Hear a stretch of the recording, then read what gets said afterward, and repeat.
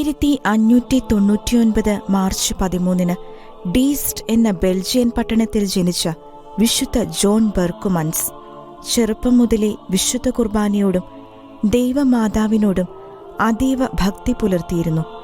രോഗിണിയായ അമ്മയുടെ ശുശ്രൂഷയിൽ ബാല്യകാലം ചെലവഴിച്ച അദ്ദേഹം 1615 മെർക്ലിനിൽ ഈശോ സഭക്കാർ ആരംഭിച്ച കോളേജിൽ ചേരുകയും അവിടെ വെച്ച് ഈശോ സഭയിൽ ചേരാനുള്ള തന്റെ ദൈവവിളി തിരിച്ചറിയുകയും ചെയ്തു.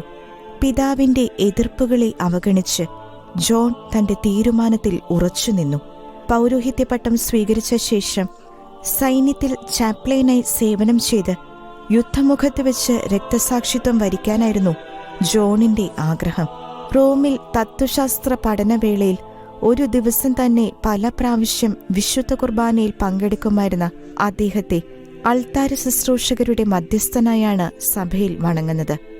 1621 ഓഗസ്റ്റിൽ കടുത്ത രോഗബാധയെ തുടർന്ന് കിടപ്പിലായ അദ്ദേഹം തന്റെ 3 നിധികളായ ജപമാലയും കുരിശുരൂപവും നിയമഗ്രന്ഥവും കൈകളിൽ പിടിച്ച് മരണത്തിനായി ഒരുങ്ങുകയും എത്രയും സംതൃപ്തിയോടെയും ആത്മനിറവോടെയും 22-ാം വയസ്സിൽ 1621 ഓഗസ്റ്റ് 13 ഭൂമിയിലെ പര്യടനം അവസാനിപ്പിച്ച് നിത്യസമ്മാനത്തിനായി യാത്രയാവുകയും ചെയ്തു.